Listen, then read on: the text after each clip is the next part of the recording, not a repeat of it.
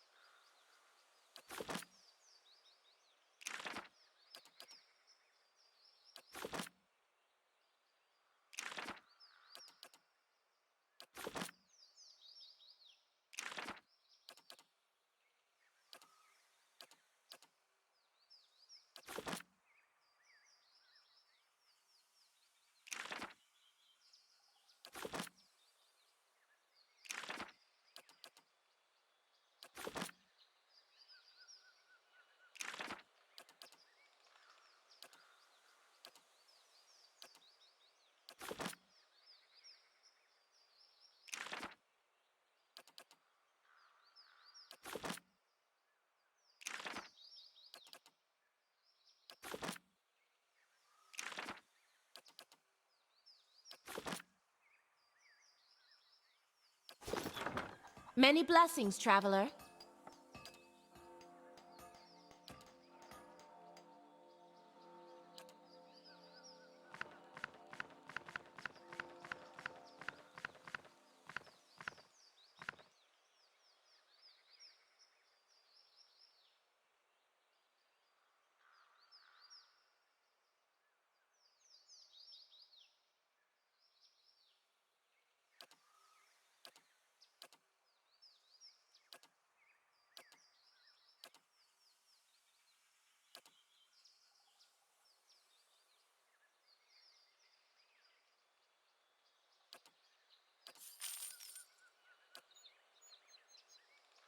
Hi?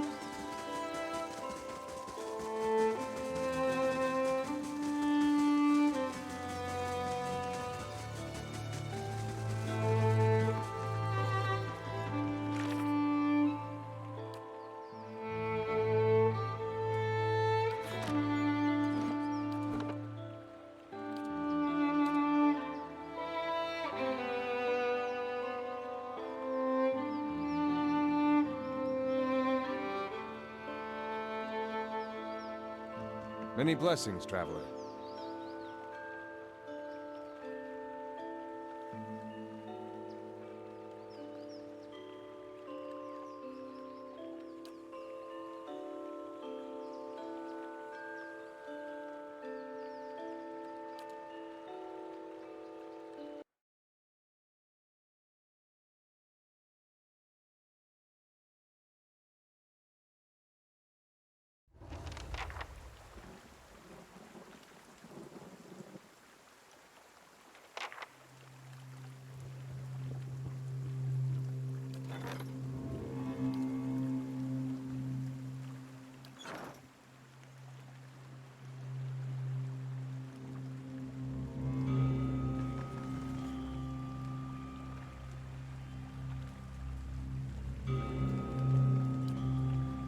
No sign that anyone's been here in ages.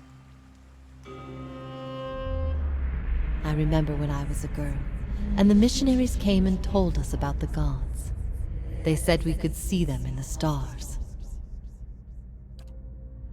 I remember when I heard that, I snuck out at night and climbed the watchtower in the old fort because I wanted to see them better.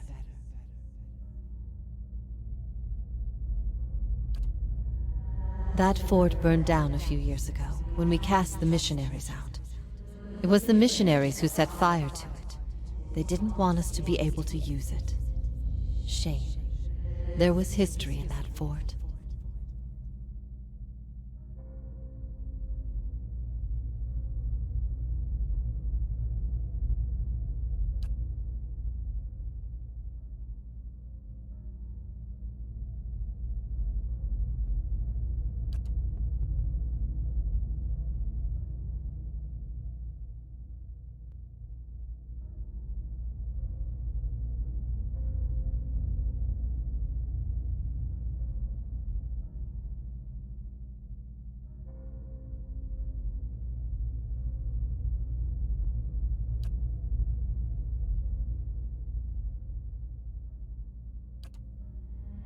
I miscalculated many things since this began. I'm relieved you weren't one of them. It's a good thing we didn't hang you. I always knew this path would have consequences, but I never wanted to see Kratom suffer on my behalf. I don't think I can stay here any longer. I am told the Inquisition is gathering an army, that they have sent messengers to bargain with rulers from distant lands. Kratom is not built to withstand a siege. If war is coming, I should be doing what Theos is doing. I will need allies. Allies on a stronghold that can resist an invading army.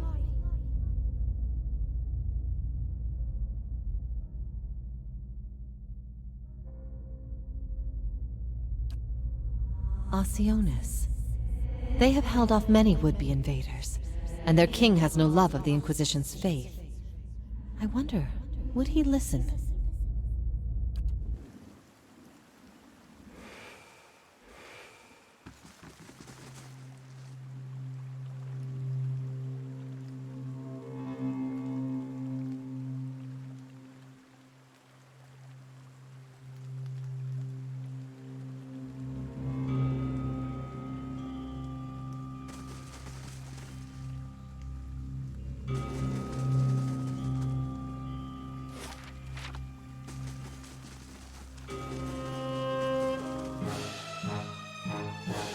Brave thou Philophili.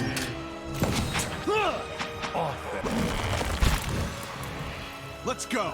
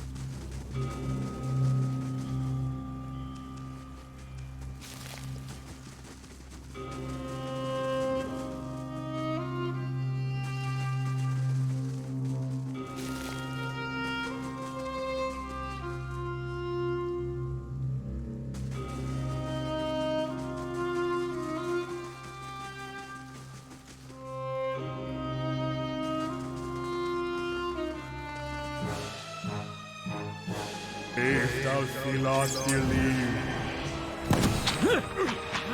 Let's go. Let's go.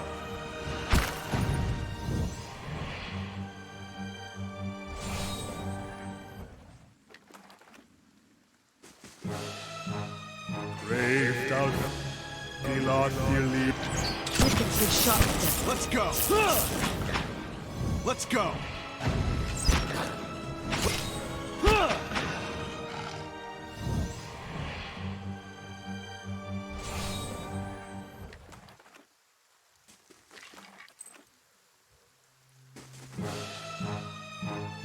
If thou wilt.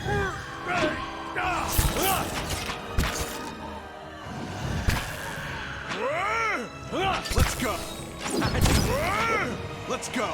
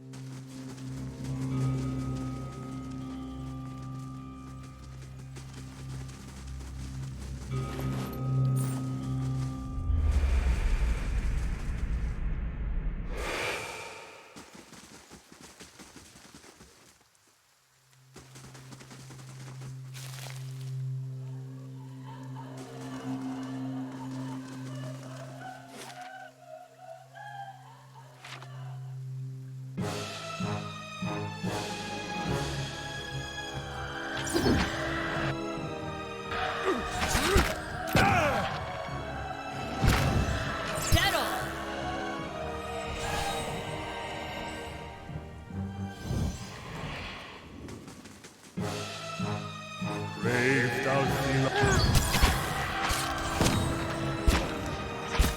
That's it! These ones are in for a... That's it!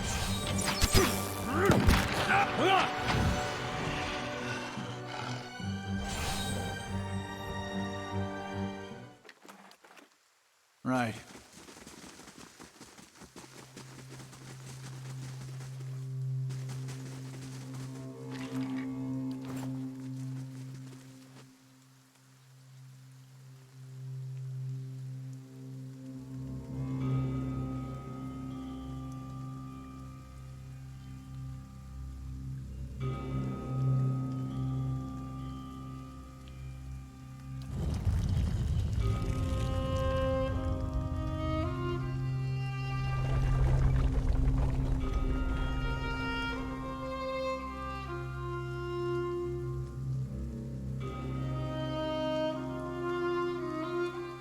If thou wilt believe.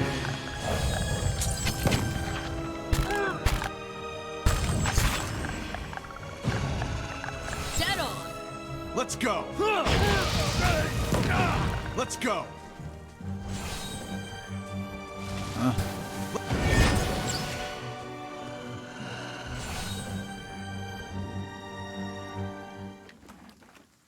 Sure.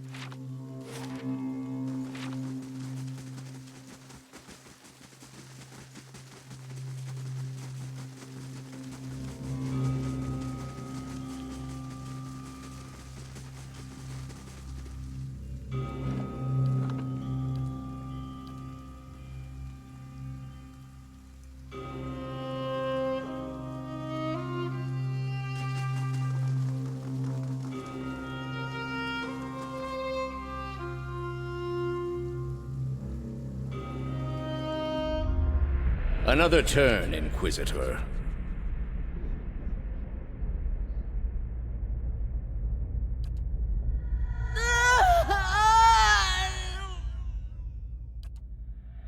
I ask again, Jovara Ixensios, do you confess to these heresies of which you stand accused?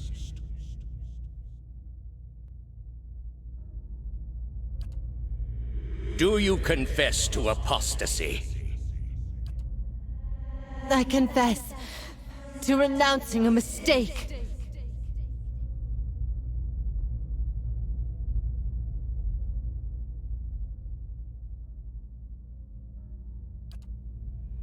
Do you confess to conspiracy against the one true faith? I confess to opening minds. Do you confess to false prophecy? I confess to following a false prophet. Indeed. And where might we find this heretic? He wears the robes of a Grand Inquisitor. You have no followers here, heretic. Your lies hold no sway in the court of the penitents.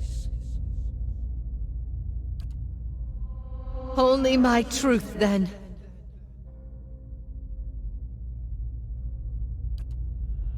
Another turn.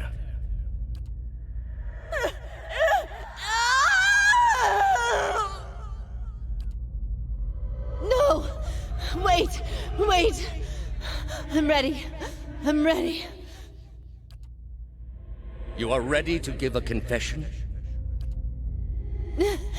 I am ready to hear one from you.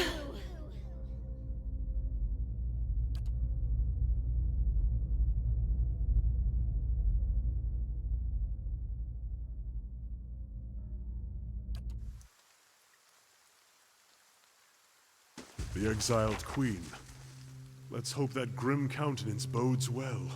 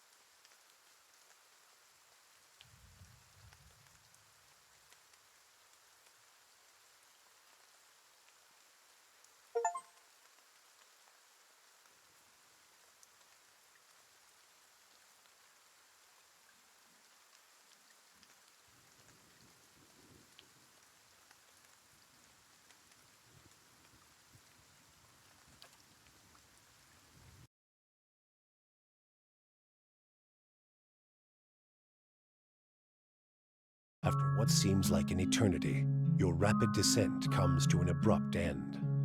You remain still for a moment while your heart settles and your eyes adjust, breathing in stale, forgotten air. Before you, a narrow and eroded walkway becomes faintly visible in the dim light, cutting a winding path through a cavern so expansive it seems a world unto itself. In the distance, you can make out the cold gleam of living Adra veins that spike and fork in and out of view from the murky depths beneath. Their glow a faint and fleeting guide along the ancient trail. You look above at the opening you jumped through, now barely a speck of light like some distant star alone in the cosmos and forever out of reach. Your only way lies ahead.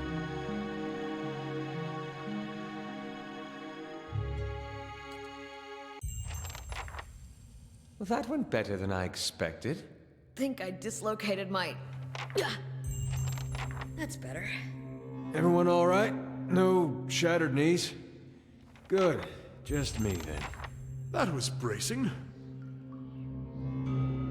Huh?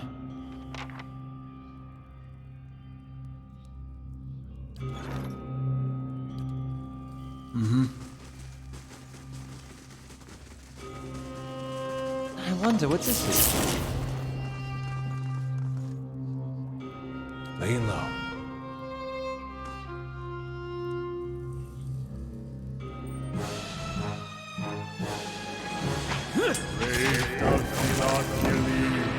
Let's go.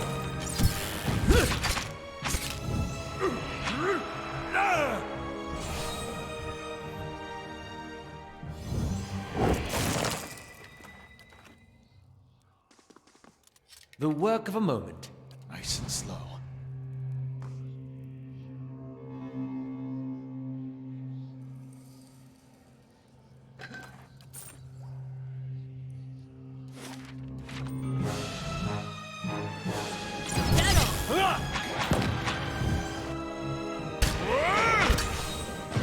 That's it!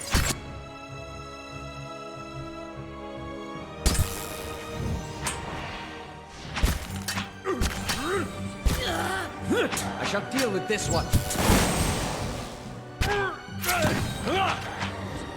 These ones are in for a walloping! That's it! Dead on! Yeah. Let's go. Let's go. Let's go.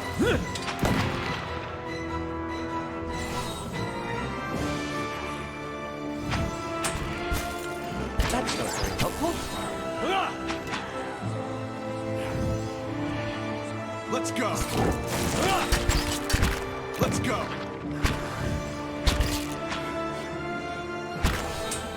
Dead on!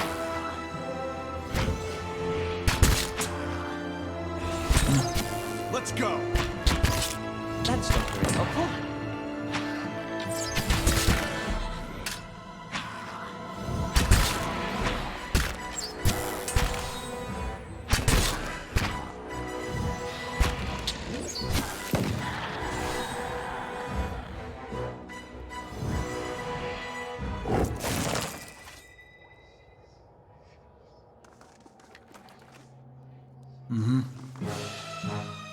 Braved out the Elagil. Let's go.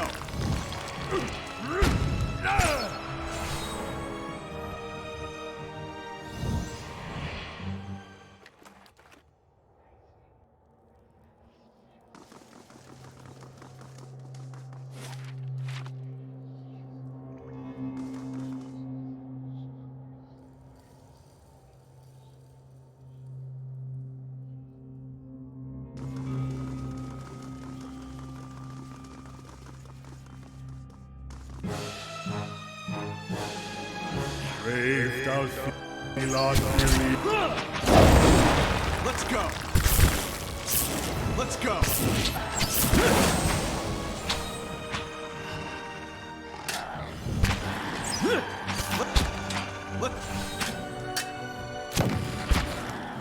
Let's go. Dead on!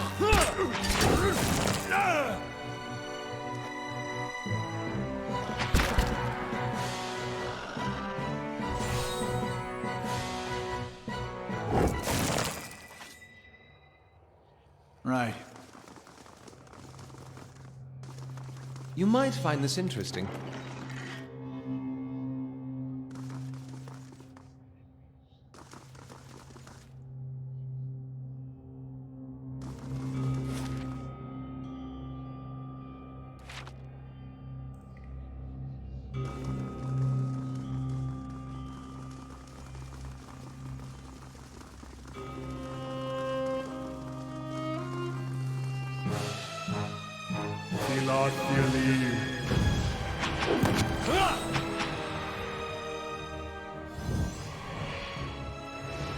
Let's go.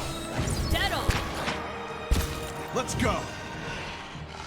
That's it! Let's go. I have.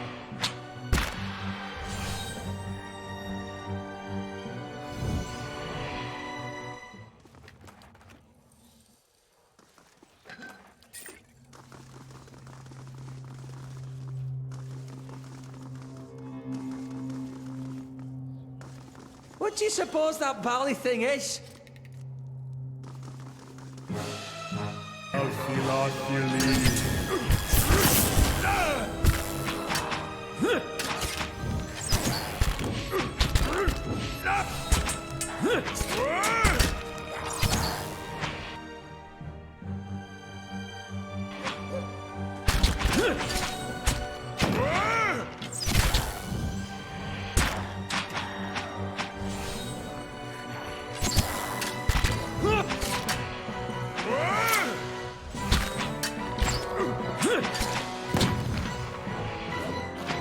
That's it!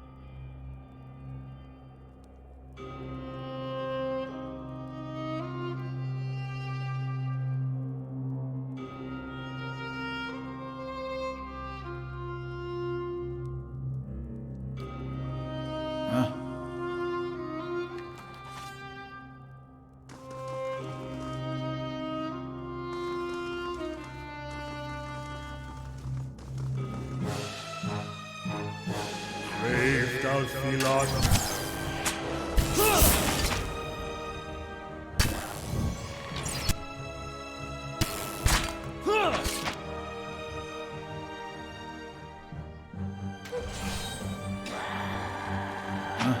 Let's go. This isn't working.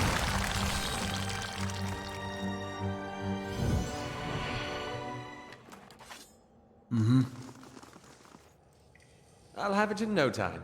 The work of a moment.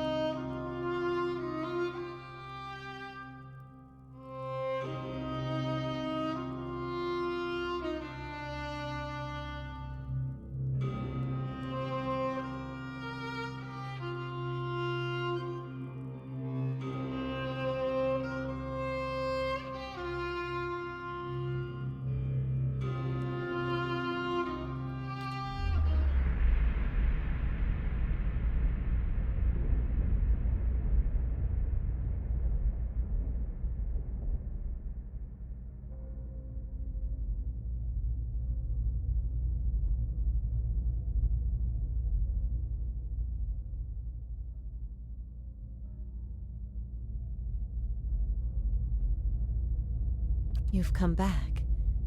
I had thought to have set you on the right path ages ago. Or did I merely fail a second time?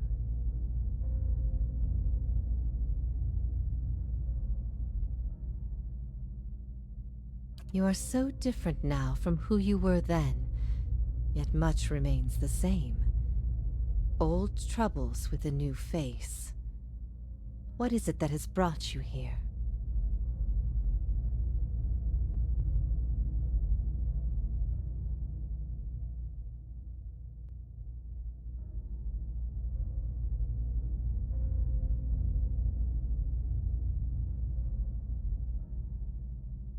I'd hoped after our last discussion you would find what you sought. Has it eluded you all this time?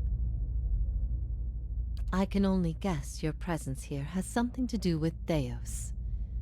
The energy of this place changes when he is near. I don't know what he has done, but I do know of the souls that pass through here now. They do not come by choice.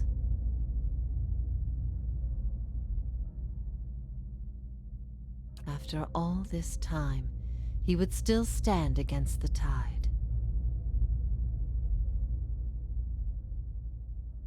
I will tell you what I remember.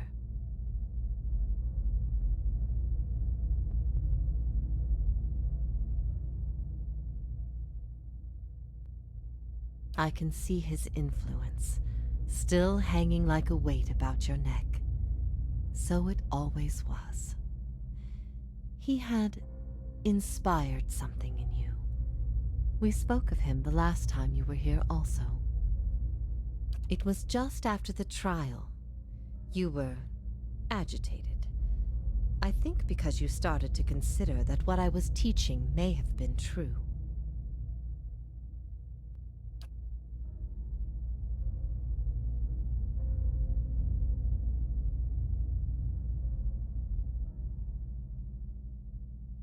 That the gods aren't real.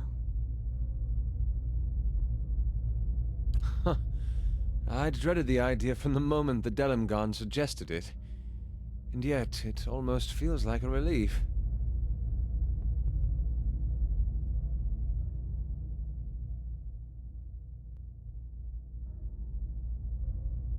She's not serious. Perhaps not to her. Many are those whom the gods have scorned. This is petty retribution. There's a theory puts my boldest to shame. But we ourselves have seen the gods' influence. That doesn't seem possible. What I taught was that the gods whose faith we had been spreading were not gods at all, but something else entirely. Something created by people.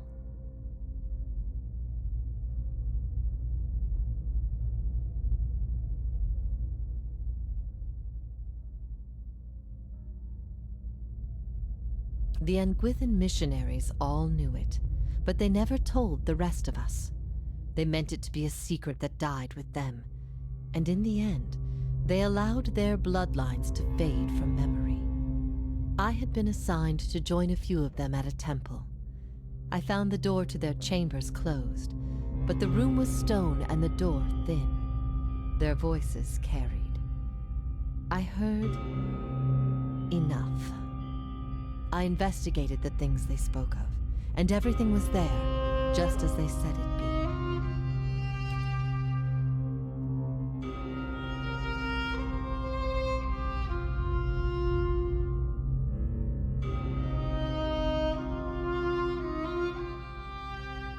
I never thought of it as fate, but I think you are right to call it that. Let the world see. Let them decide what to do. That was my faith. I became a missionary because the gods brought me hope that I wanted to bring to others. For a time, the truth sent me to a dark place.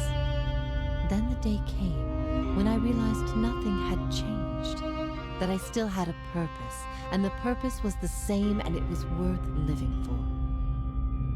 I began questioning the other missionaries in public, exposing their parlor tricks. In time, their following became mine.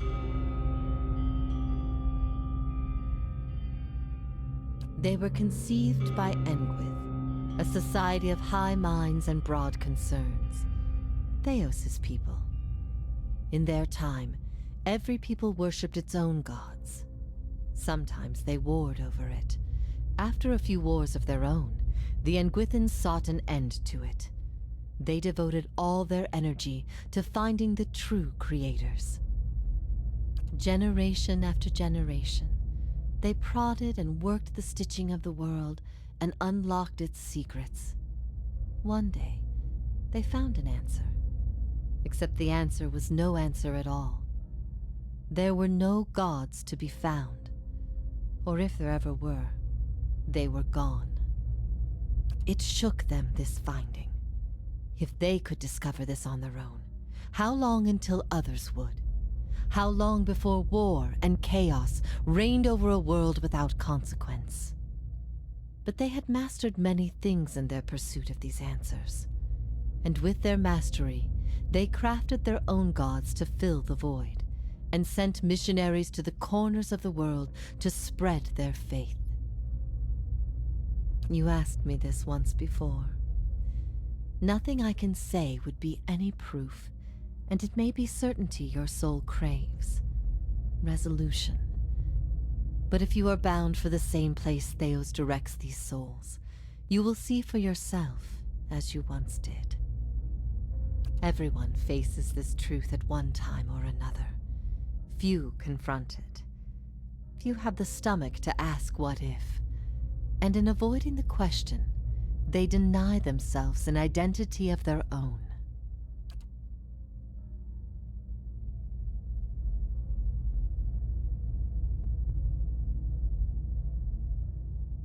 What if all the tragedy, all the persecution, came in defense of an imposter? That's not... That can't be right. Aethys, he's done miracles for people. The power of the gods is undeniable. The truth of the story they weave is not. What if it were forbidden knowledge rather than fault that earned your doom? What of your guilt?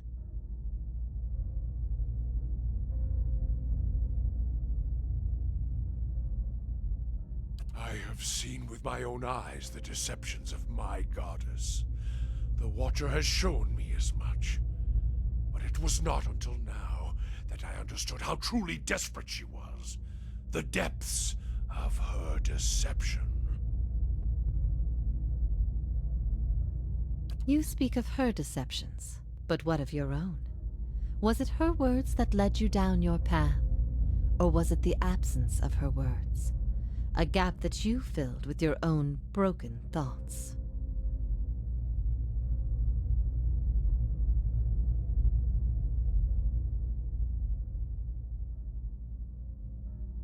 What if you had always been alone, without guidance?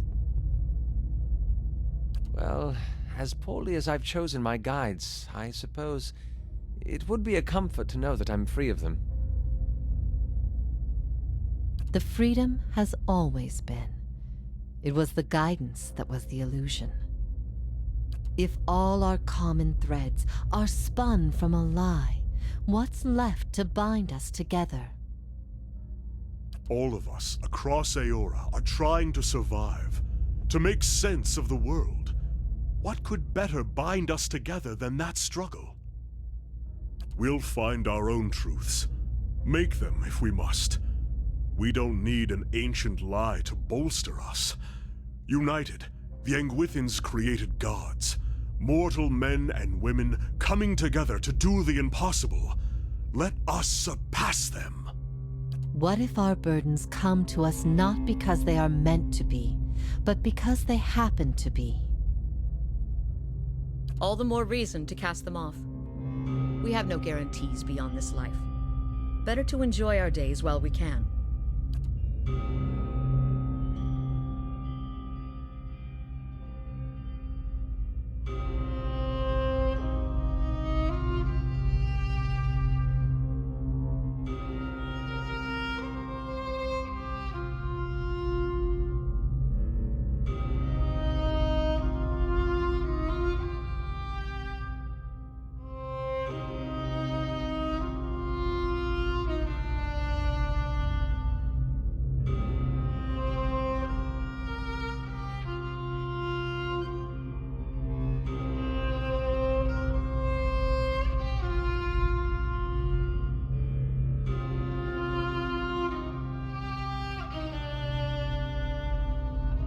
afraid you're right.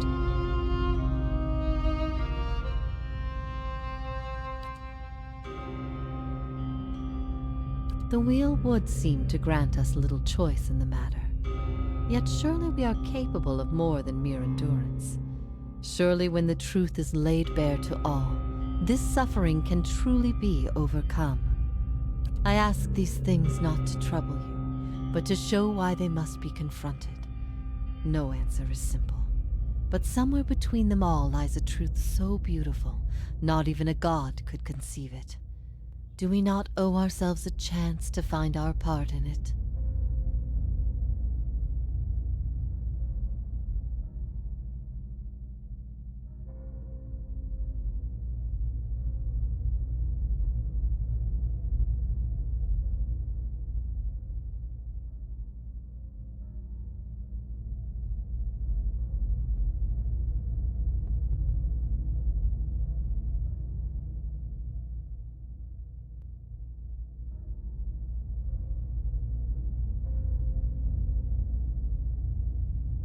I often wonder that myself. If things had gone differently, if the world had taken my faith instead of the Anguithin's faith, would it truly be what I had envisioned? I've been alone here with my thoughts for so long now. I've found peace with my failures and with my punishment. I no longer curse fate for what might have been. But there is one thing that has clawed and scraped at my mind all these years. One thing that will not be put to rest until I know, until I understand. I need to know why you chose to remain with the Inquisition, even after you'd learned the truth. Do you remember?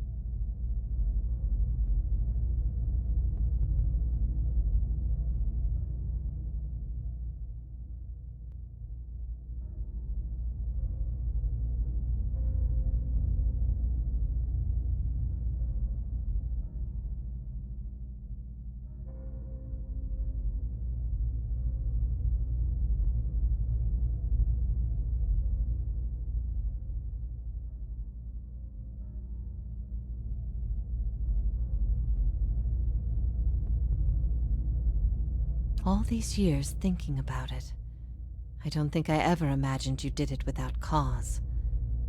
This changes things. Good. Good. The things I taught, the things I believed, I needed to hear that. I needed to know it wasn't because...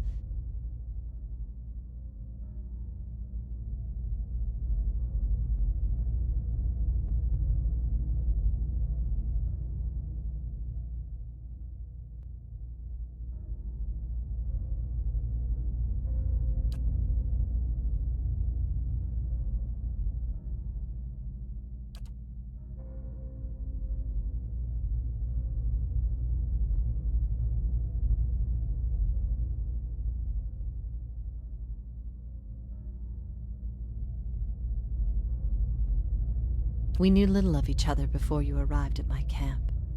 You might have been anybody, which is why your choice meant everything. You had heard both sides, seen everything. If not you, then who?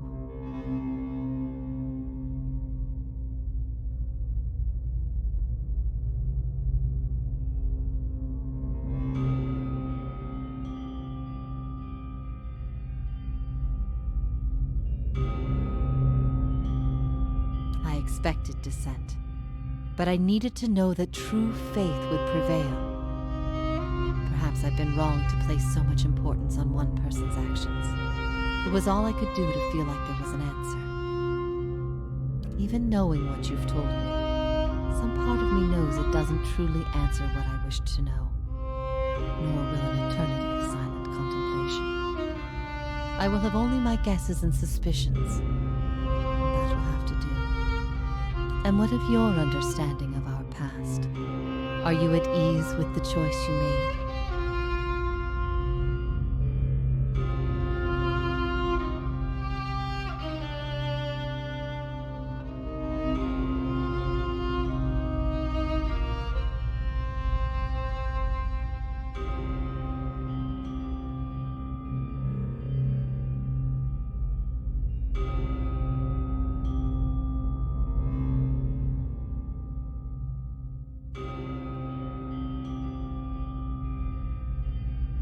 At first I thought this might be the source of your soul's anguish, but now I see I was mistaken.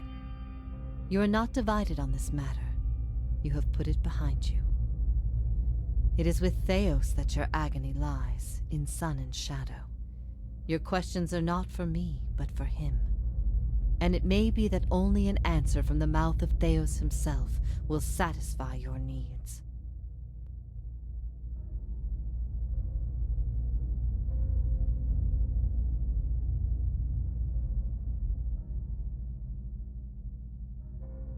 Yet if there is anything I can tell you that would be of use, ask and you shall know.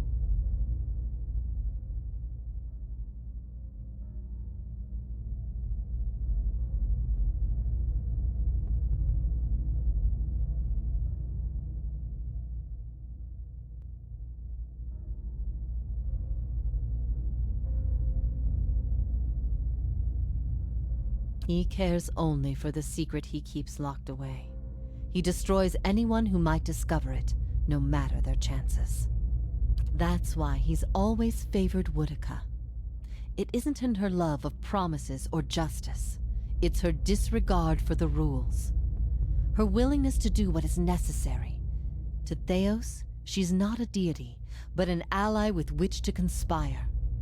When her power waxes, she does as she pleases with this realm, as well as hers.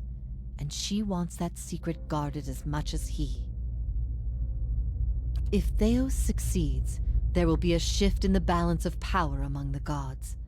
Woedica was vanquished once, when the other gods decided she had gone too far, and her power diminished. With this infusion, there is no telling what she will do. The only certainty is that there will be chaos in their realm, as well as ours.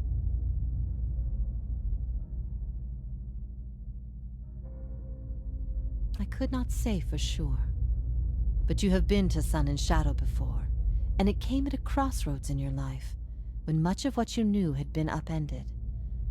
I have to believe it will come to you there.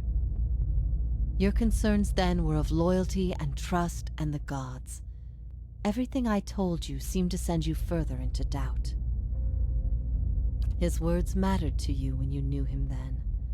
After you and I spoke, you went immediately to seek him out. Perhaps you simply sought confirmation from the man you trusted. If something from that time still troubles you, it may be something he told you then, or refused to tell you.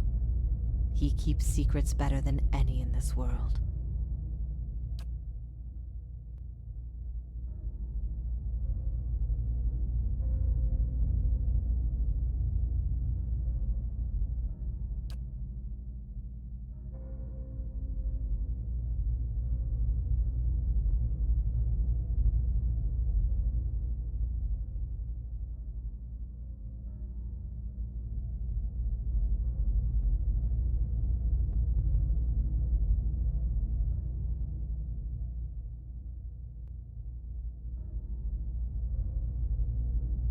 In a matter of speaking, this is Breath Yamen, the court of the penitents. Souls are confined here until they repent. They must beg the forgiveness of a god, pledge their soul to them, and they will be lifted from this place to the world above. In truth, They receive leniency, but not true mercy. The spite of Woodica is eternal. They linger above, at the side of the old court, and are not permitted to leave the island, forever severed from the cycle. This prison was full once in the days of the Inquisition, but time weathers all things, even will. I'm the only tenant who remains. Yet, I feel their presence strongly now, as it was in the beginning. You have brought many of them here. They cry out for the judgment of Theos. You have struck some bargain with the gods, then.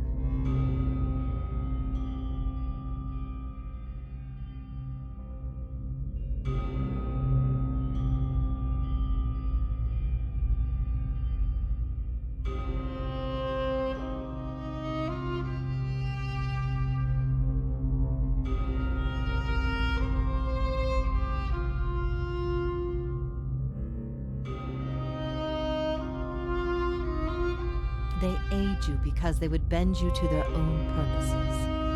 Engwith built gods from ideals, and an ideal on its own is a grotesque and vicious thing. But these souls, these forgiven the gods have bequeathed you like chattel. They were loyal followers in life. They will be with you to the very end.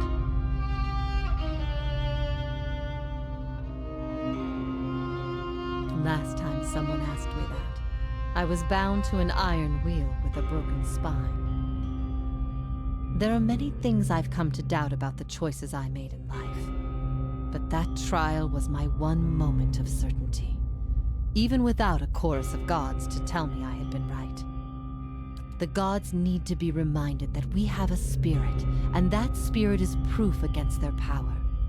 They have the power to manipulate and confuse and ruin us, but not to change our will.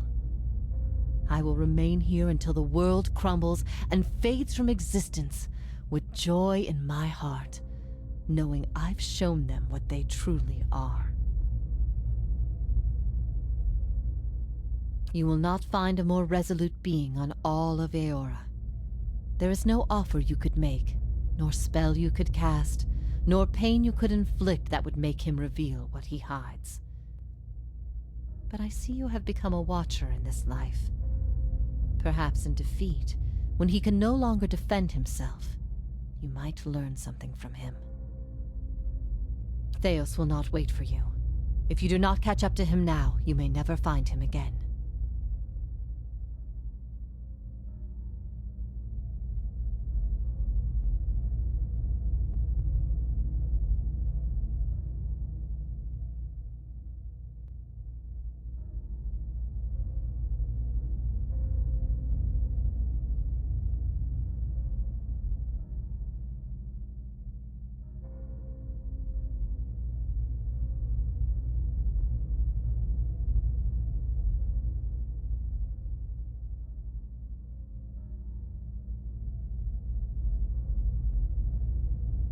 If I repent, all I have done has meant nothing.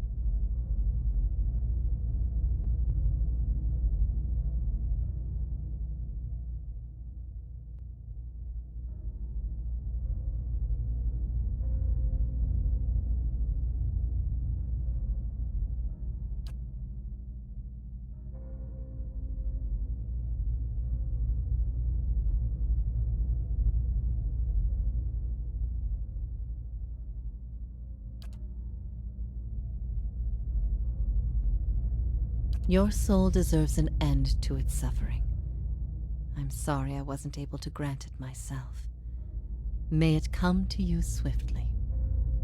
I suppose I have waited long enough, and I do not wish to delay you any further. Come, let's be done with this once and for all. I am ready.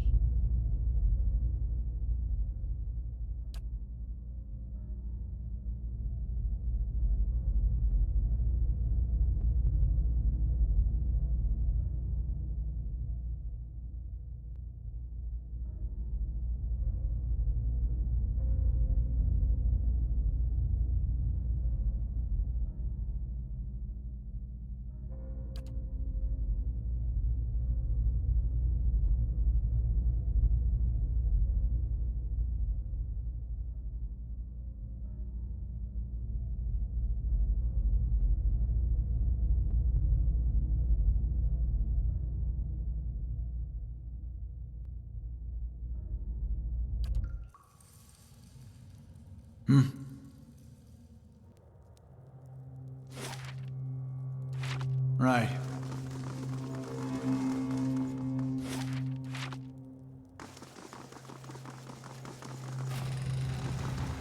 That's unusual.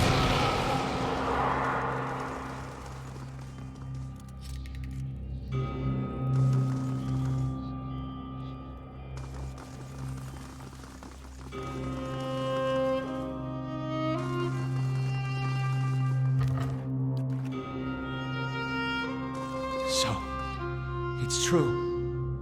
The gods are a sham that people have followed for thousands of years.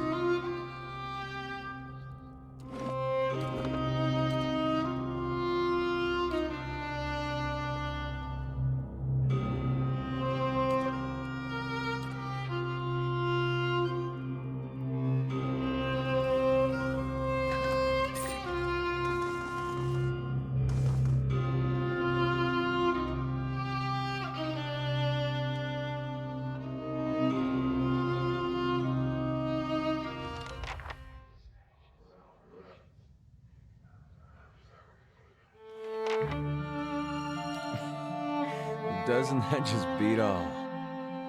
Here I was, wondering all this time whether all these terrible things were people's fault or the gods. Turns out they might be the same thing. Wonder how things would have gone different 15 years ago if the Raid Sarens had been told their god was made in some forge or kiln someplace. Would we still have gone to war?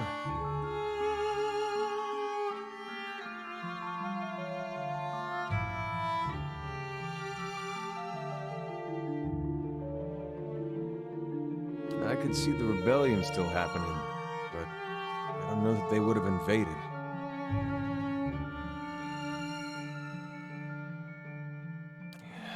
I don't know. When Woden left for war, we, had a fight. As brothers will.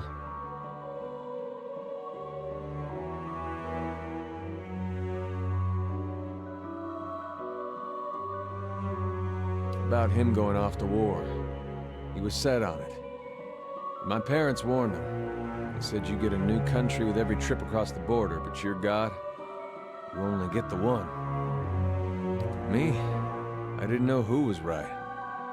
All I knew was I didn't want him to go. It's the same for families as it is for gods. You only get the one. I said every vicious thing I could think of, trying to change his mind. He brushed it off. Just got me madder, of course, him being so calm. He said I should come with him, but he'd understand if I didn't want to. I told him he'd better be able to face his God one day and answer for what he'd done. He said he'd keep that in mind. And then, he was gone. By the time I'd cooled off, months had passed. One morning it dawns on me that my brother always knew better than me. If he was so sure of what he was doing, then I should be there with him. I packed my things and was on the road that same morning. Of course, what I didn't know then was he'd already changed his mind. By that time, he was dead on that field.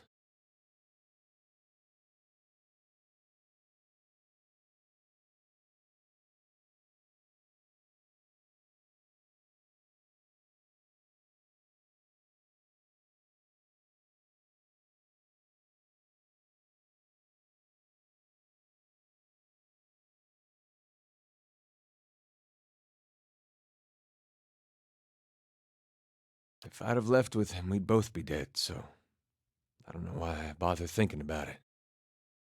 I found my own way in the end, and it wasn't my brother's and it wasn't my God's. I don't know if it was right. But I couldn't abide what Wydwin was doing to his own, God or not. I don't regret it. Whether Wydwin was Eothas, well, it hardly seems to matter after what we just heard. And all these questions I've been trying to figure out. I think I just miss my brother.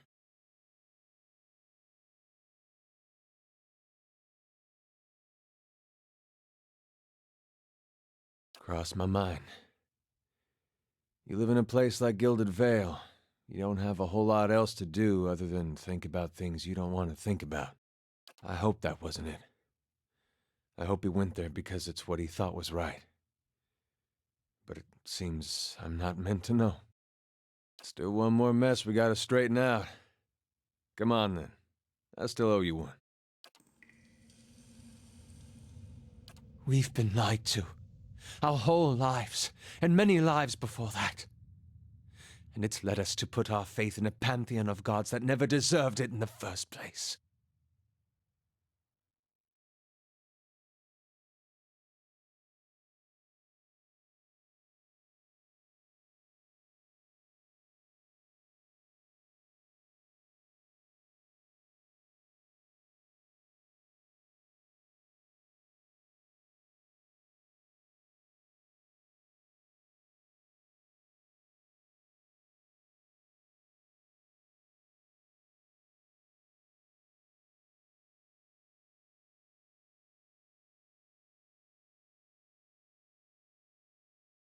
I'm surprised to hear you say this.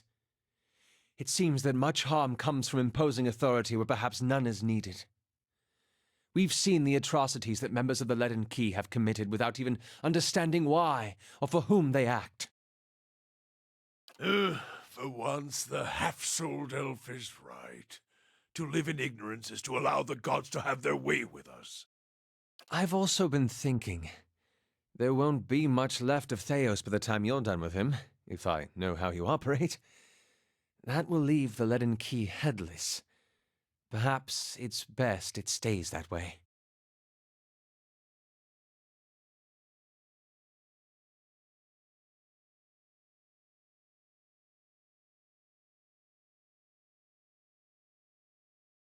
Then let's face Theos. When this is all over, I'll make sure that no one is able to commit his abuses again.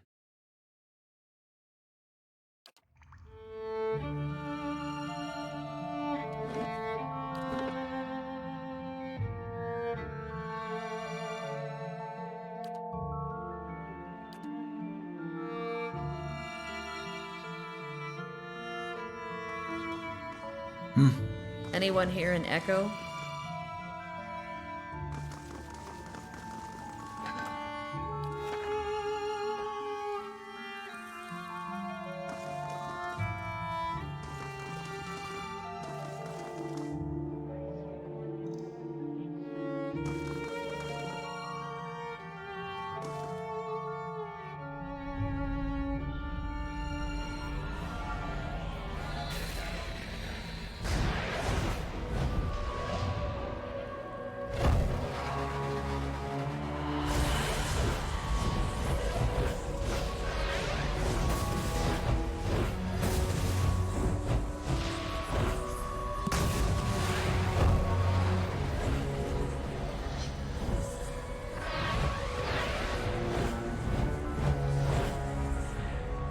Full of surprises, aren't you? Look at the size of this place. Look at that. A city to put all others to shame. And long lost. We light our own path now, Watcher. Can you do that again? I had something in my eye. I missed most of it. Sure.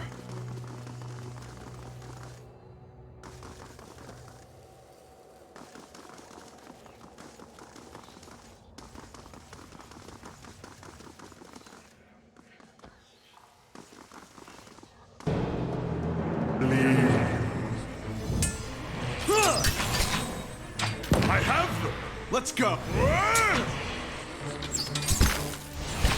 Let's go!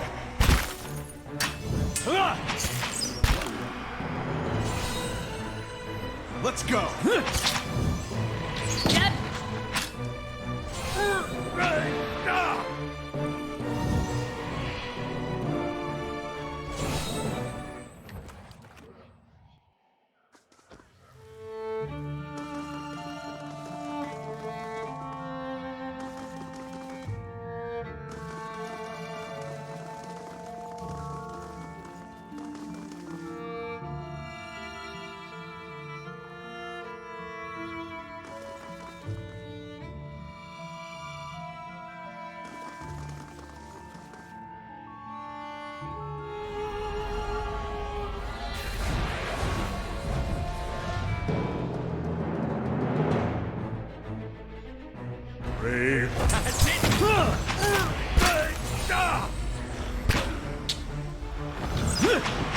Let's go!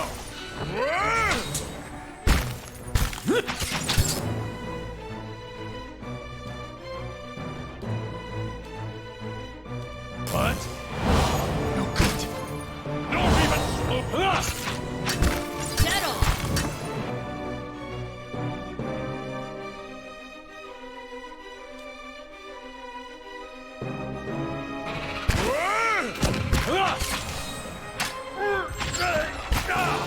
Let's go!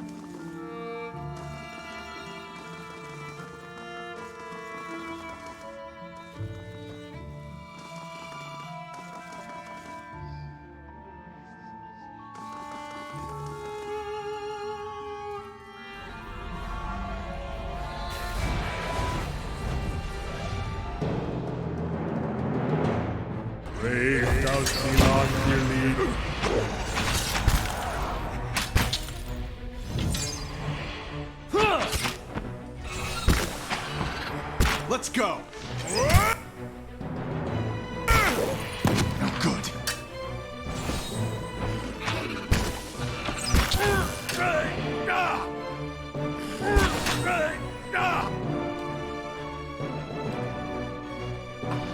That's not very helpful.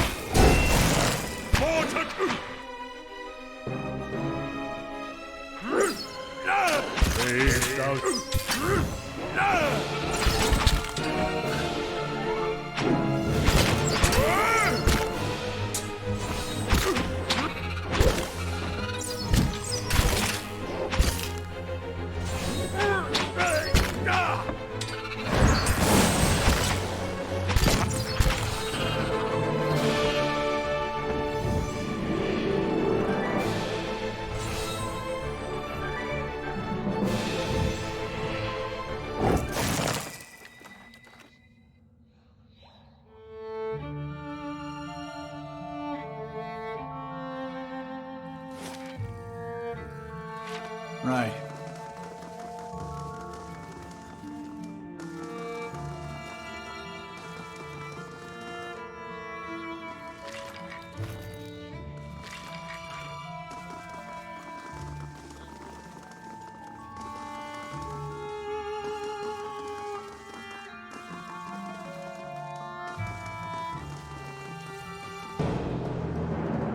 If thou feelest your leave.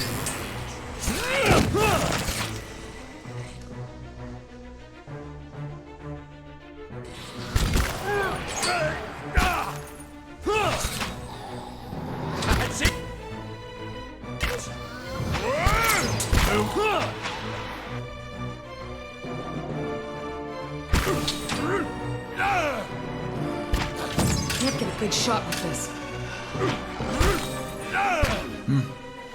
Let's go! Let's go!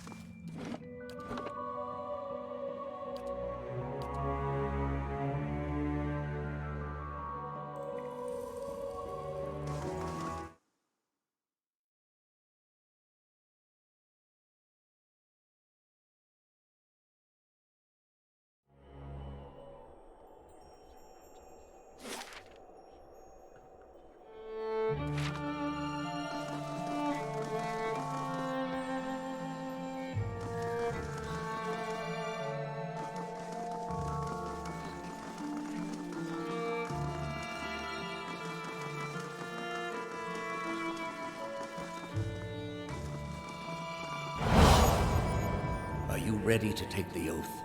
To spread the word of the gods to the lost and heathen?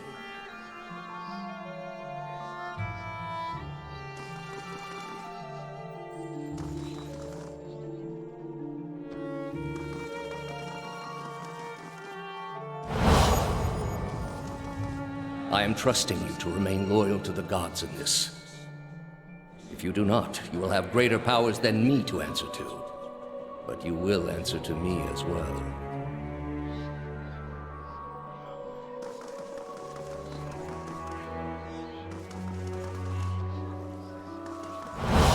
I wouldn't ask this were there any other choice.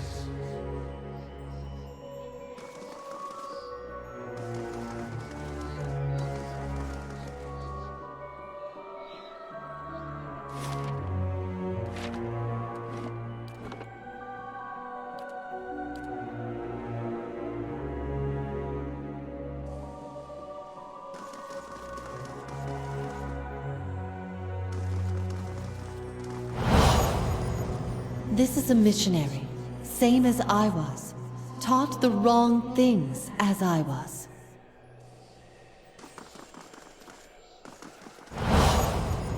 Oceanus. They have held off many would-be invaders.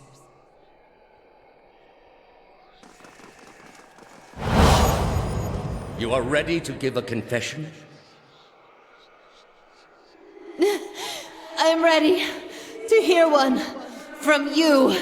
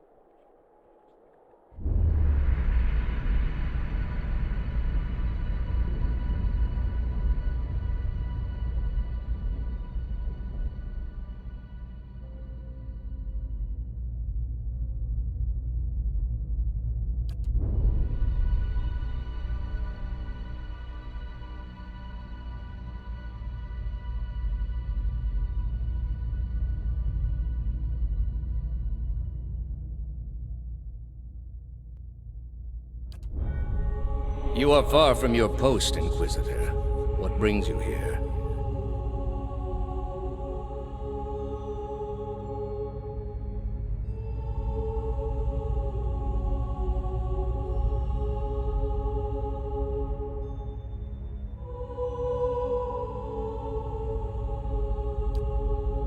They are monuments to Woedica's greatest servants among my people. I hope to join them myself one day. But my work is not yet complete.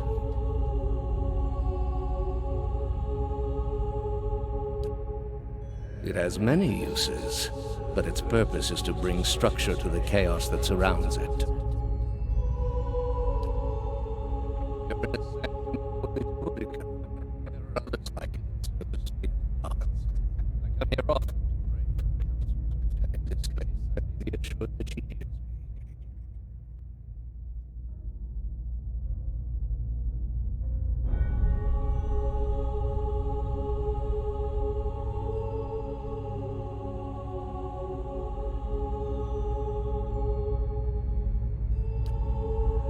That woman sought only to destroy the foundations of peace and civility that my people sacrificed everything to build. The Inquisition was based on the need to cut the flesh from a rotting wound.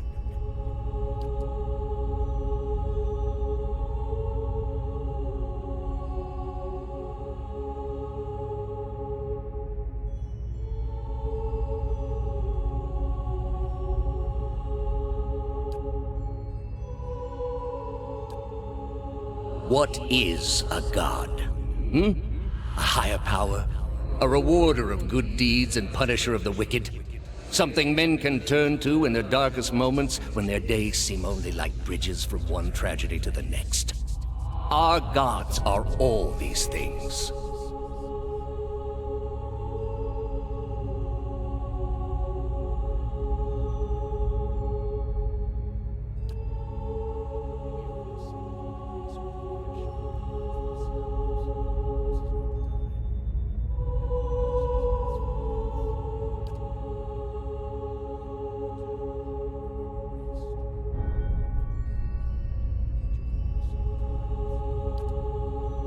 There are many who continue to spread the lies of the apostate.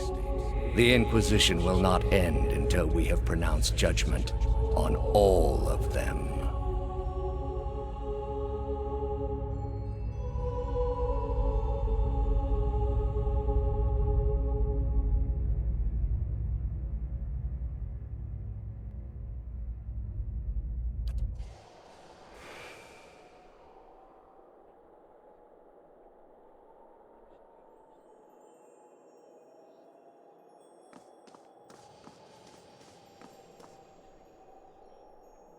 How did you find it?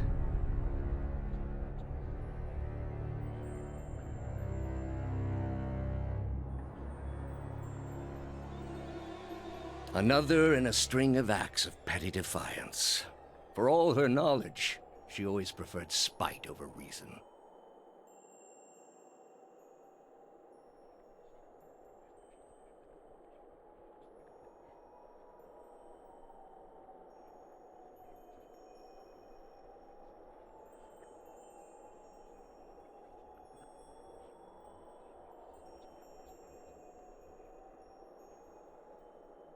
Then she should have obeyed. I ask one thing of all my followers. She was incapable. A waste of rare talent and intellect.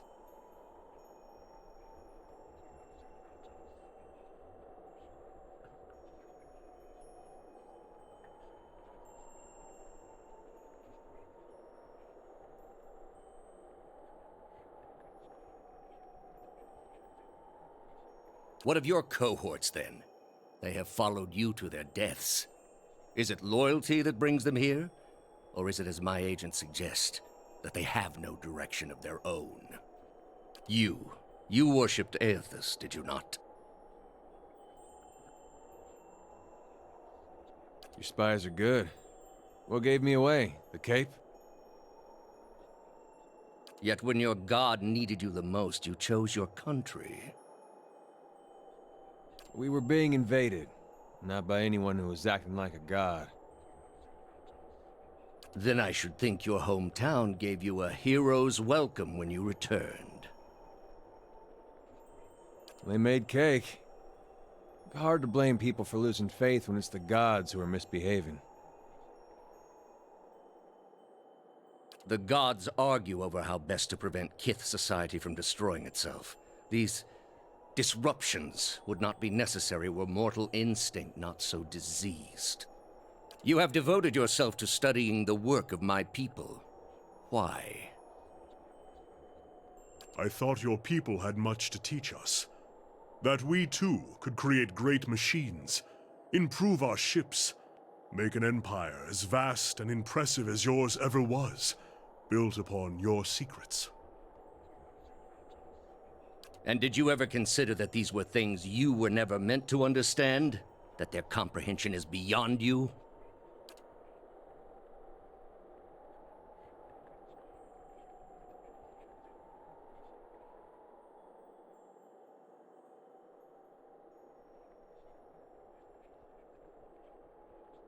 You are living in the time of my people, Amawa. You owe them more than you will ever comprehend, and so it shall ever be. Greater civilizations than yours have attempted to reclaim what we buried. The greater their successes, the worse their fates in the end. I have seen to it.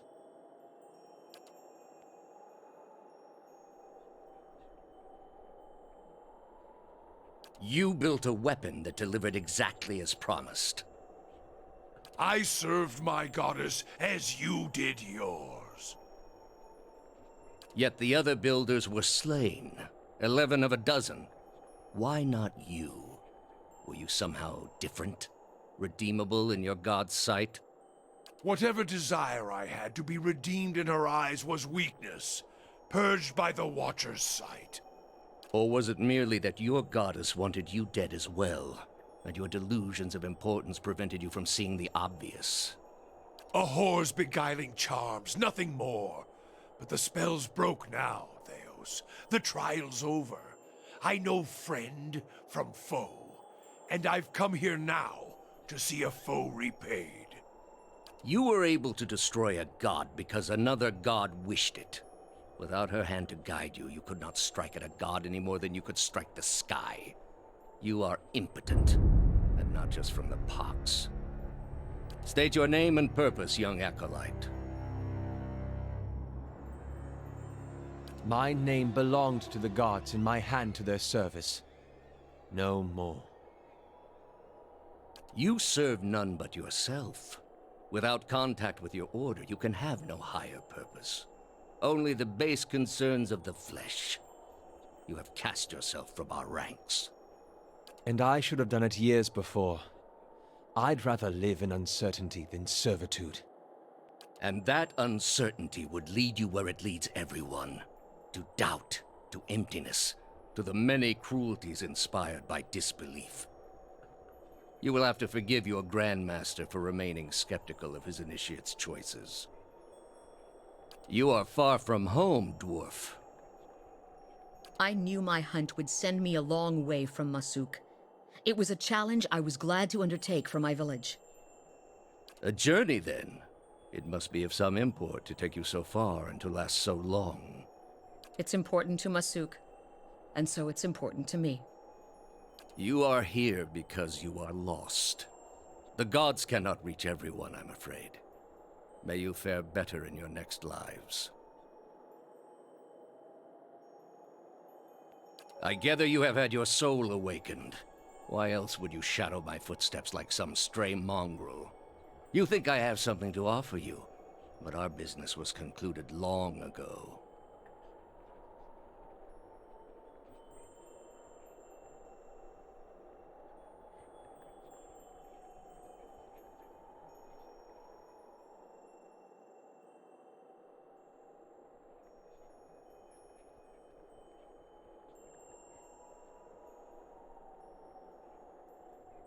I answered your questions once. That your soul is not fit to accept the answers is of little concern to me. I lied to no one. Not to you, not to anyone. The gods are real. They are everything we need them to be, and the world is better for it.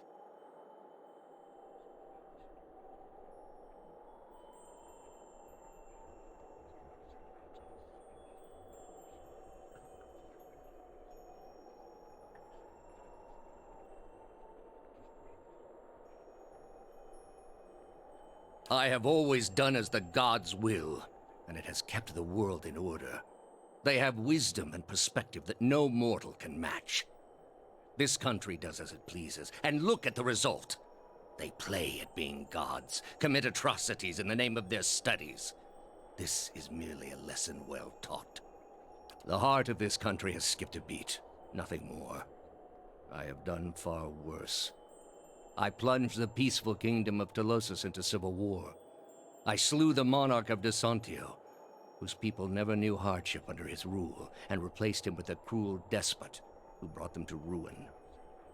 When plague arrived at the great city of Arborensis, I saw to it that the cure did not. They piled their dead outside the city in heaps that rose above their walls.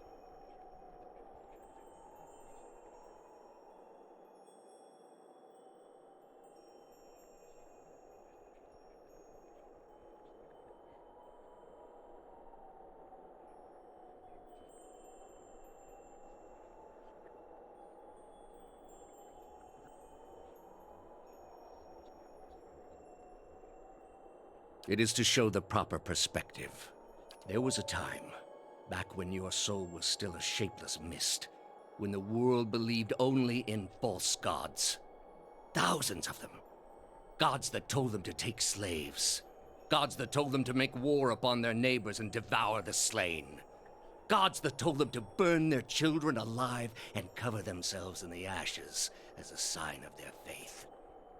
But all that changed when they learned of the true gods. Our gods. All those misshapen, bestial instincts melted beneath the radiance of our God's majesty. You could see it in their eyes.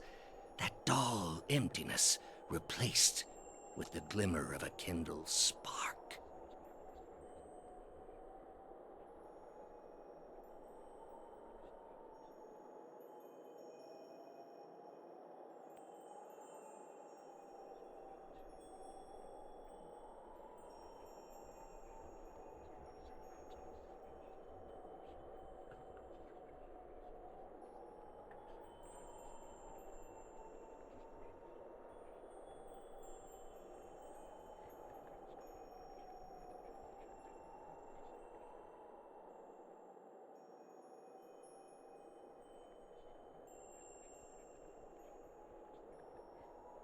And replaced it with one far worse.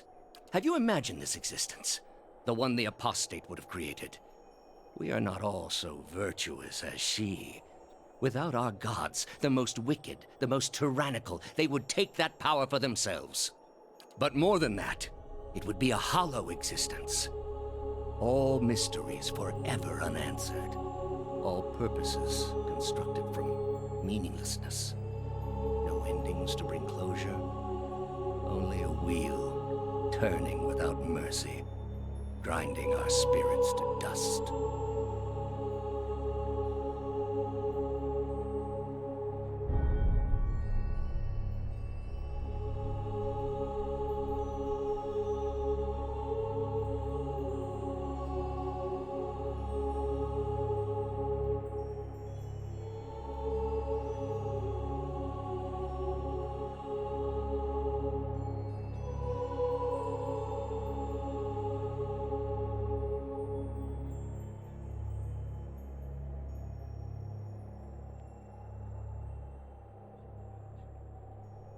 Telling yourself each day that what you do matters, that it isn't all for nothing, that the world is just.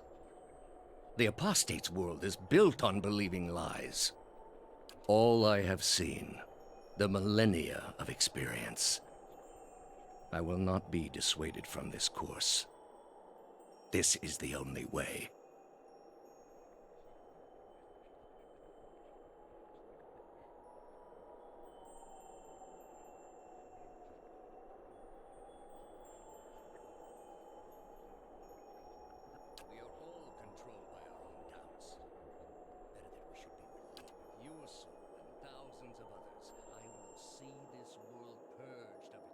Hear me, Woedica. Your servant calls for aid.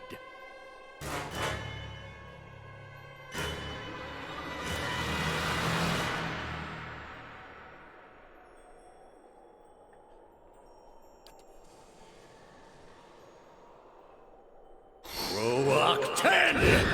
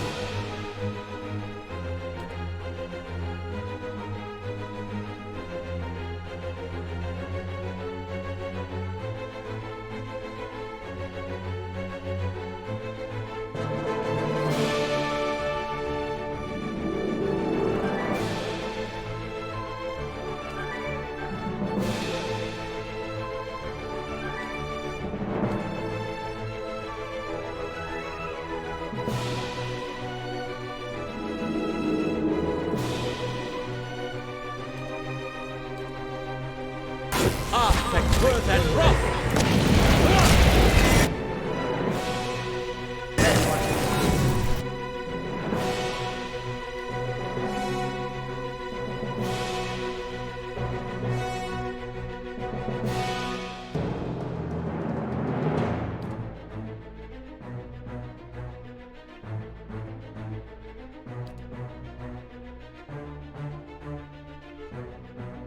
Yes?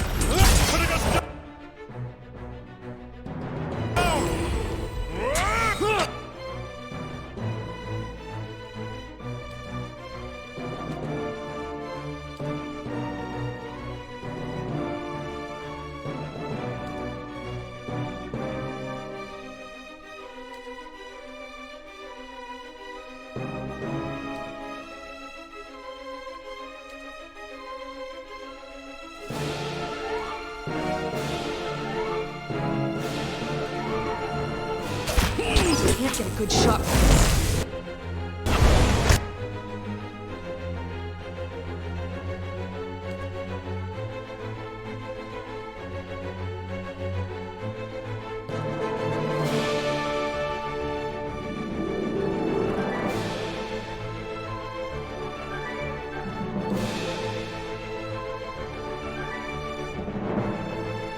Following your lead.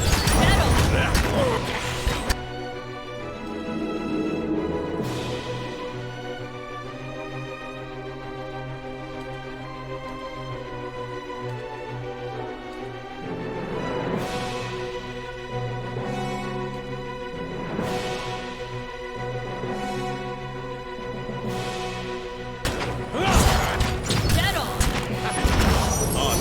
Worth and roar!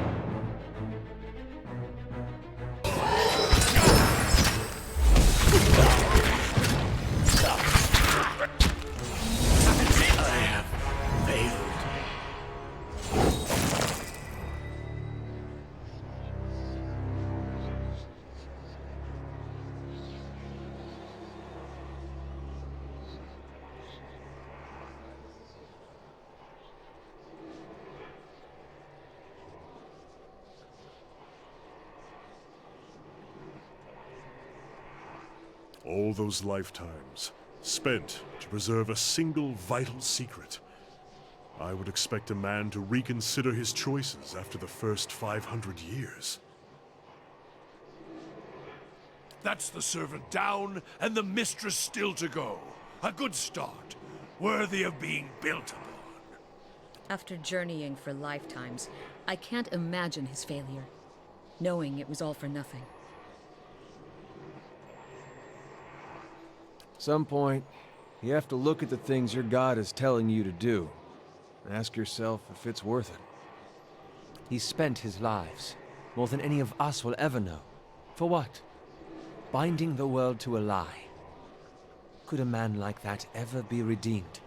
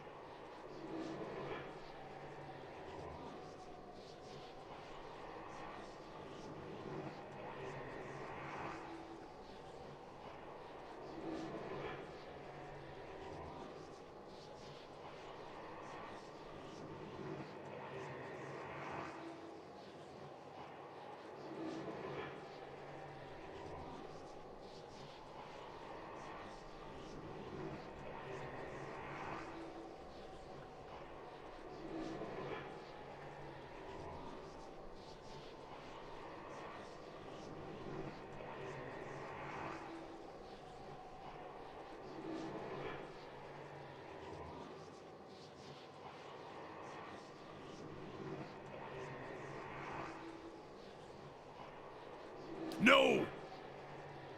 You cannot allow this. He will have no reminders. He will not remember the message we wrote on his fragmented bones and carved into his flesh. The lesson we burned into his soul. You were kinder to that man than I would have been.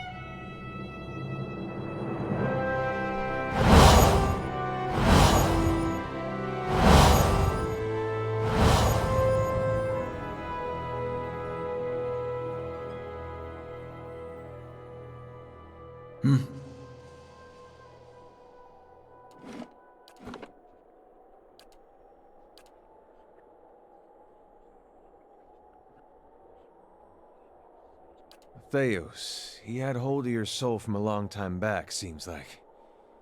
You get what you needed from him?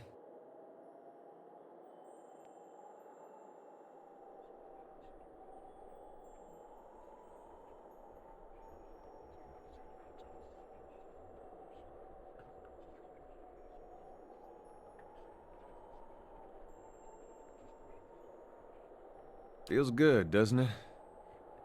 Got enough to worry about as it is. You'll be feeling better soon, then. Good. That's real good. You got it figured out what you're going to do about all that? Got a lot of people out there thinking they've been abandoned by their gods. There's not much that'll put the fear in you more than that. You can take my word for it. If it was in my power, and I know it's not, but if it was, I'd find a way to give them the courage to face it.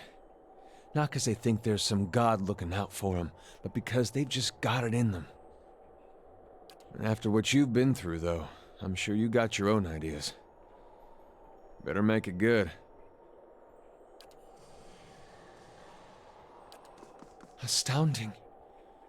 I always knew the Leaden Key stood for something big, but I didn't quite realize what I'd gotten myself into. And now, you're in the middle of something even bigger. With a decision that will affect millions. But even if you send the souls somewhere specific now, who knows what the next turn of the wheel will make of them? We can't really control what happens to them. Nor should we try. I had to see the monster Theos had become to realize that.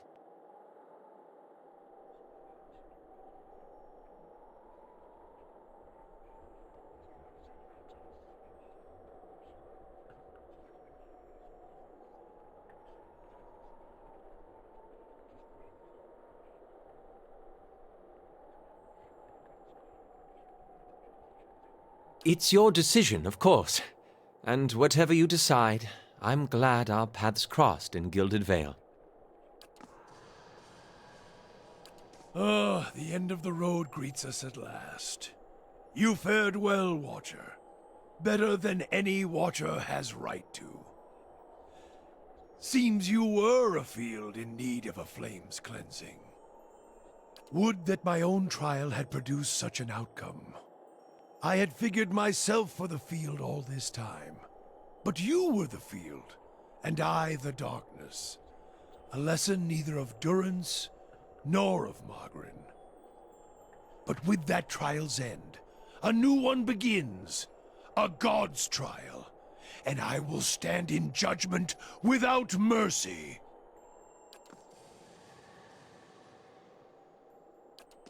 We've come to the end of it, my friend. It has been an honor to walk this road with you, and I will regret our parting.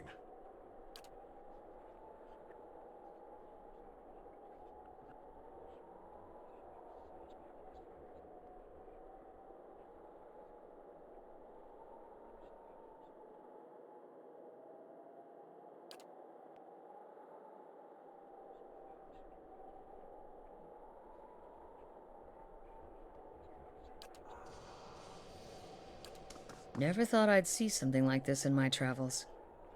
Lends a little perspective, doesn't it? It's a bitter thing to have come so far only to find that it was all for nothing. Somehow, I don't think we're any better off knowing what we do.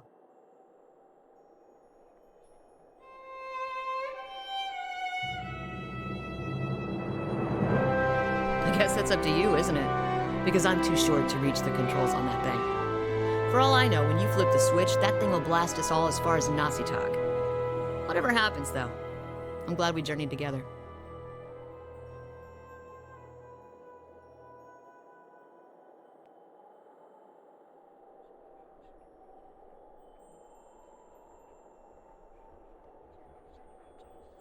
So you did. It's been an honor.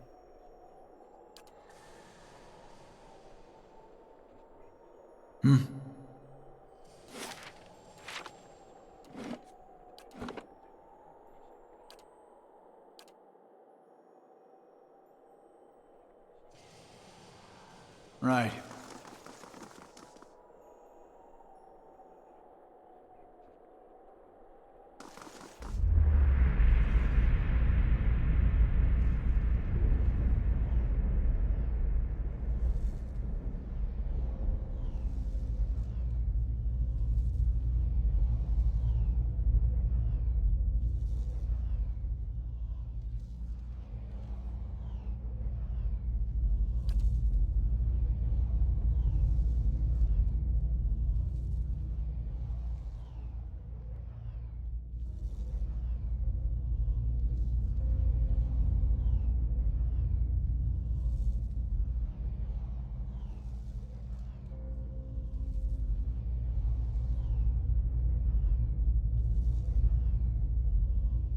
You know something of quiet servitude, Watcher.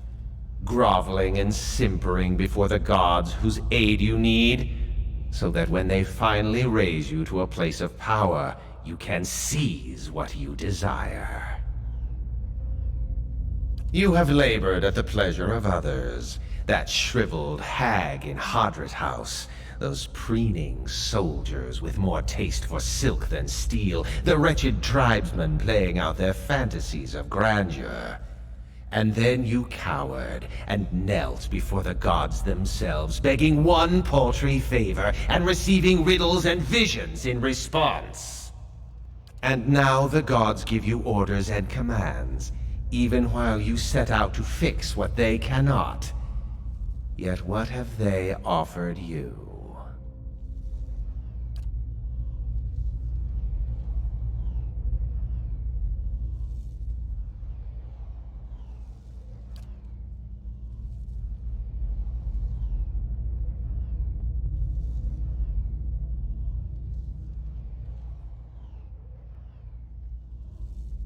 The exiled queen is not an ungrateful patron.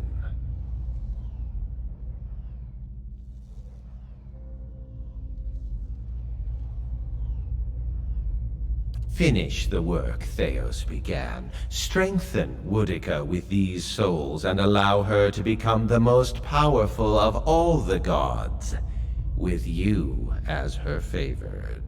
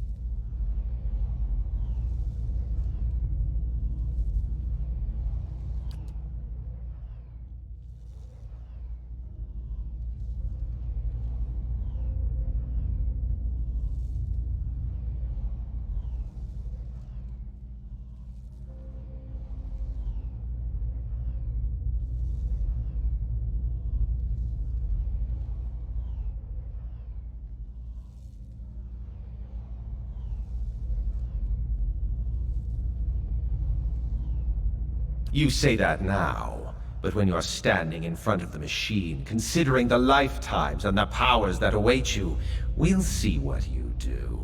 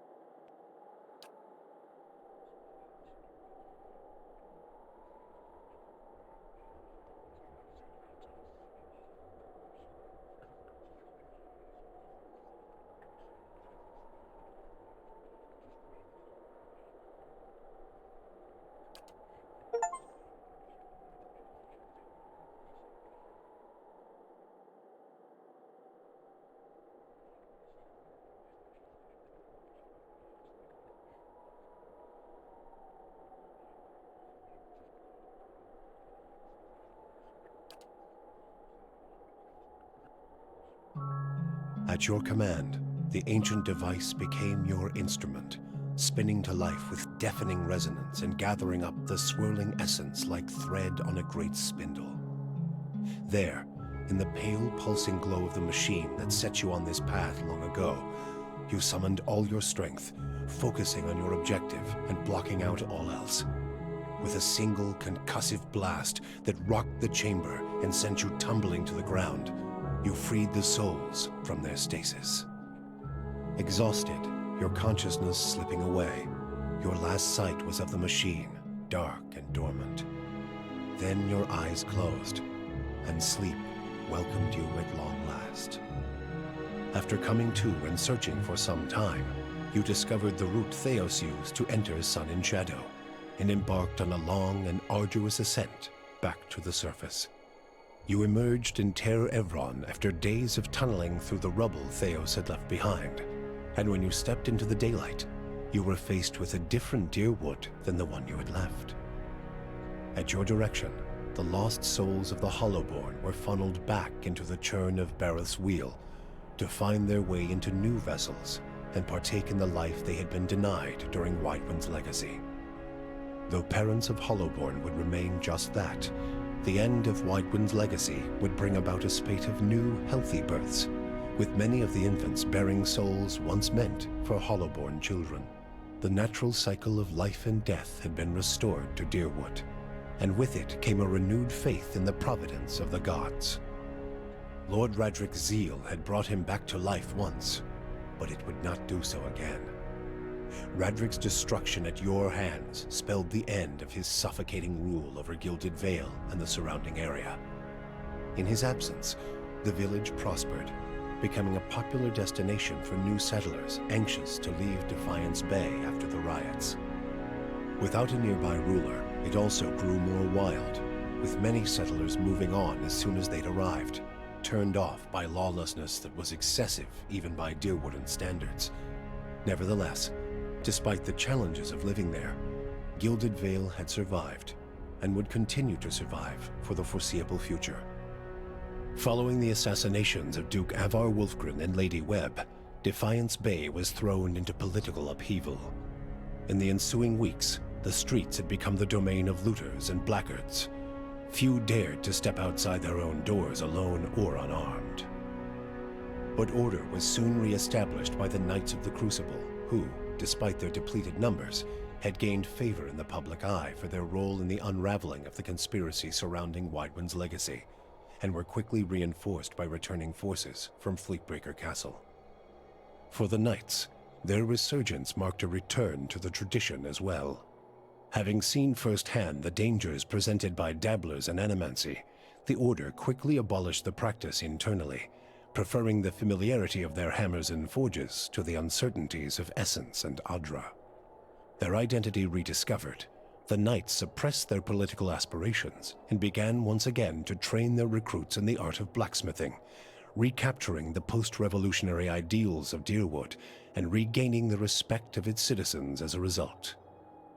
The destruction of the machine atop Ter Noaneth spelled the end of the reanimated corpses in Heritage Hill. Though at first few were willing to venture into the abandoned district, it was soon cleaned out and rebuilt. The district's horrors still fresh in people's minds, it would be some time before it was fully repopulated. But eventually the lure of cheap prime land would all but erase the memory. The Duke's assassination at the apparent hands of an Animancer had caused catastrophic rioting in the streets of Defiance Bay, and few Animancers survived the first day. Many Deerwoodens took the end of Wydwin's legacy as a sign, both that the gods did not approve of animancy, and that the purging of Animancers in Defiance Bay had been enough to satisfy them. In time, their rage would subside, and a number of surviving Animancers remained in and around Defiance Bay, often taking to the wilds to practice their science without repercussions. The town of Deerford had seen the last of the cult of Scan. Dark rumors about the town's many curses quickly faded, and travelers soon returned. Abydon's renewal brought new vigor and purpose to a god long known for quiet, steady labor. Handicraft saw a revival in the Deerwood, and no smith wanted for an apprentice. Additionally, Abydon's restored interest in preservation led to redoubled efforts to survey Engwithan ruins. Animancers and craftsmen alike found much to study, but tensions with Eir Glanfath rose. As for Stalwart, the Battle of Caeron's Scar only strengthened their resolve to unlock the mysteries of Durgan steel and build new marvels with the White Forge. However, Stalwart's ambitions brought them into further conflict with the Raid Serens, as more and more impoverished communities gathered at the border and vowed to finish the work of the Iron Flail. It would be many generations before the region saw peace. The Flames That Whisper clan found a cautious peace with Stalwart, particularly once the villagers heard of the aid the ogres had offered against the Eyeless. The clan moved back into the Russet Wood, and as Stalwart grew in prestige, the villagers formed a tighter alliance with their ogre neighbors. Within a generation, ogre traders visited Stalwart, and village hunters were welcome in the Russet Wood. Harmka's death had brought the Devil of Carrick little satisfaction. In time, her taste for vengeance soured. What replaced it was a hunger to feel something, anything, new. Summer had thinned the snowpack twice over when she felt the joint at her elbow first begin to stiffen. She turned her back on the hopes of animancy and civilization and walked east. She pushed through the mountains, past Raid Ceres, and into the broad plains of Ishamiddle. She had forgotten what it was like to simply journey, no goal or destination in mind. Though she felt nothing more than the steady thump of her feet on the road, the endless horizons and grassy meadows were new to her. She measured her time in the gradual rusting of her body and was satisfied. Her movements slowed, but so did the world around her. Waist-high grasses undulated and tacked in the wind, as gradual as the tides. Sparrows and blackjays made steady pilgrimages across the sky, each flap of their wings a solemn salute. She could hardly move when she found something she had never seen before, the ocean. With the last of her strength, she pulled herself beneath the water, content at last to feel the movement of currents and the constant caress of the waves. Free from the burden of her memory, Maneha soon left the gift-bearers and resumed adventuring. Now that she had a taste for the world, she wanted to experience it anew. Maneha rediscovered her zest for battle, extravagance, and romance.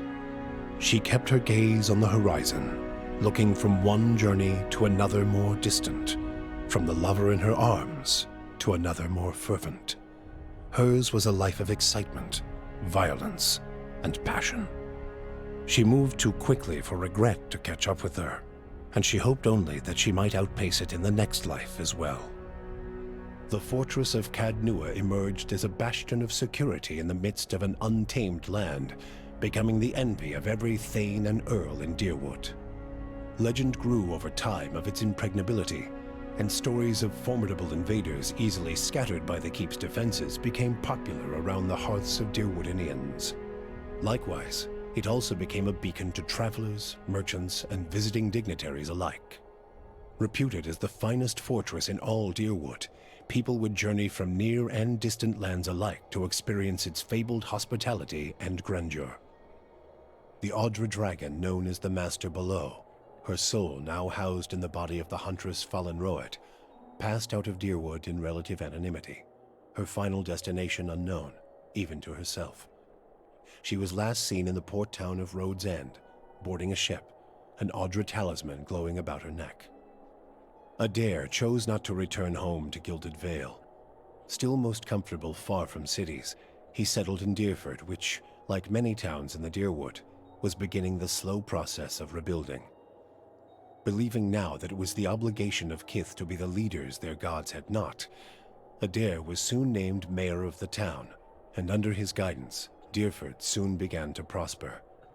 He expelled the last of the Scanites from the area and drew new settlers with the offer of land, a trick he had learned from someone he otherwise preferred to forget. With each passing day, Dyrford would come to more closely resemble the Gilded Vale of Adair's childhood, the one worthy of its name. When the dust settled in Sun and Shadow, Aloth looked upon the remains of Theos Ixarchanon, his former master. He saw where the Grand Master had gone wrong and what would be required to undo the harm Theos had wrought. With a flick of his wrist, he burned Theos's robe, headdress, and every other symbol of the man's power. Never again, he vowed, should Kith live in fear and blind obedience to an authority they did not understand. Armed with the knowledge and courage he had gained on his journeys with the Watcher, he set out on the long and lonely task of dismantling the Leaden Key. With both their aims fulfilled, Kana Rua bid the Watcher farewell and sailed back to his beloved Rawatai. There, he reported on his findings to the Lore College. Kana spoke of the Engwithan people, describing both their vile experiments and their inspiring accomplishments. He spoke too of the destruction of the tablet by the Leaden Key and the group's efforts to erase the Engwithan legacy from the world. Both inspiration and cautionary tales, he said, could be found in the world beyond Rawatai's borders. Kana urged his people to continue to pursue knowledge abroad so that the lessons found there might benefit Tekoa. Kana's inability to prove his theory of Engwithan influence diminished his academic standing, but his passion drew much interest from those less concerned with degrees. Kana swiftly became an influential figure in the move toward a more collaborative approach to expansion on the northern continent. In his personal life, he came to enjoy the reputation of an affable eccentric, willing to share grand and impossible secrets, along with a drink and a song. With Theos defeated and the souls released from Sun and Shadow, healthy children were born once again in the Dyrwood. The grieving mother sought a place where she might do penance for the birthing bell. She returned to Dyrford, where, to the astonishment of the villagers, she delivered the first healthy child in over a decade. She remained there, and with each new birth, she saw a measure of hope restored to the Dyrwood, and a measure of grace for her own troubled past. Durrance used Magran's strength only until Theos had been cast from the world, and then swore off her influence entirely. Regret came to weigh heavily on his mind, and a man who had never previously lacked for words or opinions came to embrace silence and contemplation. He continued to wander, penniless and destitute, searching now not for the reason for his goddess's silence, but for a mechanism for revenge. The charred robes he continued to wear as a reminder that he had been burned by his goddess, and not just by the flames of the Godhammer. In her 4-month journey back to Nositoc, Sagani found that the landscape she traveled had become strangely colorless, the food bland and unsatisfying. She watched the Dyrwood, Air Glonfoth, the Vailian Republics, and the lands beyond slide by with a dull sense of dread. She returned home to great celebration, yet the words of joy and congratulations rang hollow to her. Old beloved songs sounded toneless. The rituals of changing seasons became drudgery, and Sagani experienced her life back in Masuk as if in someone else's skin. So she fought to feel the worth of her actions, or at least to let her village feel them. She led ever longer and more ambitious hunts, mentoring the younger rangers who followed her. On one such expedition, her party was beset by a blizzard, and she pressed on where her companions turned back. She did not return to Masuk. For you, the death of Theos brought an end to your waking visions, and a silence to the whispers of the past. In their absence, you were able to sleep. The questions of a distant lifetime ceased to trouble your soul. All that remained was what to make of the answer. But at the moment, there was little to be done, and the matter would have to wait. A long journey loomed ahead.